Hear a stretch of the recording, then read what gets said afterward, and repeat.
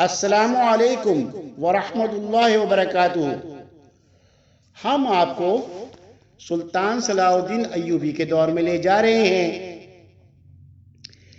ये तारीख का वो मंजर है जब जुलाई 1187 ईस्वी को हतीन के मैदान में 7 सलेबी हुक्मरानों की मुत्तहदा फौज को, जो मक्के और मदीने पर कब्जा करने आई थी, अय्यूबी सिपा ने इबरतनाक शिकस्त देकर मक्के और मदीने की जानिब बुरी नजर से देखने का इंतकाम लिया था और अब वो हतीन से 25 मील दूर इकरा पर हमला आवर था।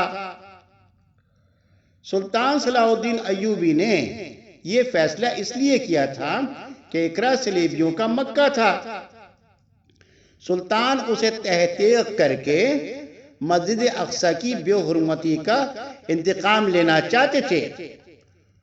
दूसरे बैतुल मक़दस से पहले सुल्तान इकरा पर इसलिए भी कब्जा करना चाहते थे कि सलेबियों के हौसले पस्त हो जाएं और वो जल्द हथियार डाल दें। चुनांचे उन्होंने मजबूत दिफा के बावजूद इकरा पर हमला कर दिया। 1187 ईस्वी को इकरा अय्यूबी अफवाज के कब्जे में था। इस मार्के में सलेबी इंटेलिजेंस का सरबराह बर्मन भी गिरफ्तार हुआ, जिसे फरार होते हुए एक कमांडर ने गिरफ्तार किया था। गिरफ्तारी के वक्त बर्मन ने कमांडर को खूबसूरत लड़कियों और बहुत सा सोना देकर फरार कराने की पेशकश की थी, मगर कमांडर ने उसे रद्द कर दिया। बर्मन को जब सुल्तान सलाहुद्दीन अय्यूबी के सामने पेश किया गया तो उसने गिरफ्तार करने वाले कमांडर को खिराज तहसीन पेश करते हुए सुल्तान से कहा, सुल्तान मौज़म, अगर आपके तमाम कमांडर्स इस किरदार के हैं जो मुझे पकड़ कर लाया है, तो मैं आपको यकीन के साथ कहता हूं कि आपको बड़ी से बड़ी फौज भी यहां से नहीं निकाल सकती। उसने कहा, मेरी नजर इंसानी फितरत की कमजोरियों पर रहती है और मैंने आपके खिलाफ यही हथियार इस्तेमाल किया। मेरा मानना है कि जब ये कमजोरियां किसी जर्नल में पैदा हो जाती हैं या पैदा कर दी जाती हैं तो शिकस्त उसके माथे पर लिख दी जाती है। मैंने आपके यहां जितने भी गद्दार पैदा किए उनमें सबसे पहले यही कमजोरियां पैदा की। हुकूमत करने का नशा इंसानों को ले डूबता है। सुल्तान मौज़म, आपका जासूसी का निजाम निहायत कारगर है। आप सही वक्त पर और सही मकाम पर ज़रब लगाते हैं, मगर मैं आपको ये बताना चाहता हूं कि ये सिर्फ आपकी जिंदगी तक महदूद है। हमने आपके यहाँ जो बीज बोया है वो जाया नहीं होगा। आप चूंकि ईमान वाले हैं इसलिए आपने बेदीन अनासिर को दबा लिया, लेकिन हमने आपके उमरा के दिलों में हुकूमत, दौलत, लज्जत और औरत का नशा भर दिया है। आपके जानशीन इस नशे को उतार नहीं सकेंगे और मेरे जानशीन इस नशे को तेज करते रहेंगे।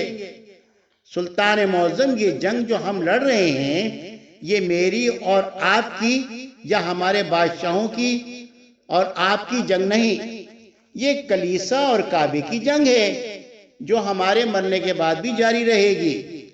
अब हम मैदान जंग में नहीं लड़ेंगे, हम कोई मुल्क फतह नहीं करेंगे, हम मुसलमानों के दिलो दिमाग को फतह करेंगे।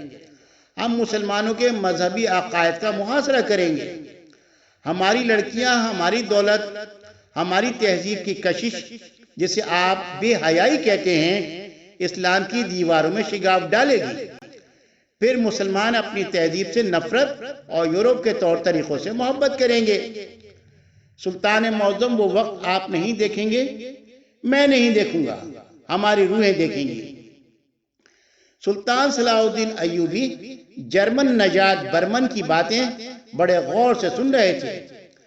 बर्मन कह रहा था, सुल्तान मौज़म, आपको मालूम है कि हमने अरब को क्यों मैदान जंग बनाया? صرف اس لیے کہ ساری دنیا کے مسلمان اس خطے کی طرف منہ کر کے عبادت کرتے ہیں اور یہاں مسلمانوں کا کعبہ ہے۔ ہم مسلمانوں کے اس مرکز کو ختم کر رہے ہیں۔ آپ آج بیت المقدس کو ہمارے قبضے سے چھڑا لیں گے، لیکن جب آپ دنیا سے اٹھ جائیں گے مسجد اقصی پھر ہماری عبادت گاہ بن جائے گی۔ میں جو پیش گوئی کر رہا ہوں یہ اپنی اور آپ کی قوم کی فطرت کو بڑے غور سے دیکھ کر رہا ہوں۔ ہم آپ کی قوم کو ریاستوں ملکوں میں تقسیم کر کے انہیں ایک دوسرے کا دشمن بنا دیں گے اور فلسطین کا نام و نشان نہیں رہے گا۔ یہودیوں نے آپ کی قوم کے لڑکوں اور لڑکیوں میں لذت پرستی کا بیج بونا شروع کر دیا ہے۔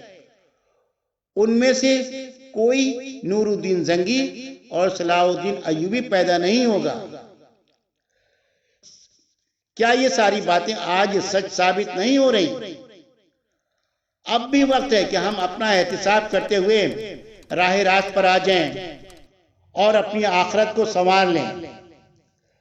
سلطان صلاح الدین ایوبی نے بہت زبردست جملہ کہا تھا، اور وہ جملہ یہ ہے کہ اگر تم نے کسی قوم کو تباہ کرنا ہے تو اس کی نوجوان نسل میں بے حیائی پھیلا دو۔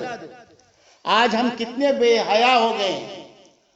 ہم نے سب سے مضبوط اور طاقتور کام امر بالمعروف نہی عن المنکر کو چھوڑ دیا ہے اور دنیا کو ہم بڑی چیز سمجھنے لگے ہیں۔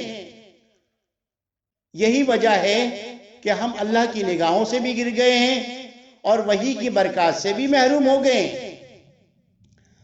اب پریشانی اور دکھ کی بات یہ ہے کہ دعوت کو رواج میں لانے کی کوشش نہیں کی جا رہی۔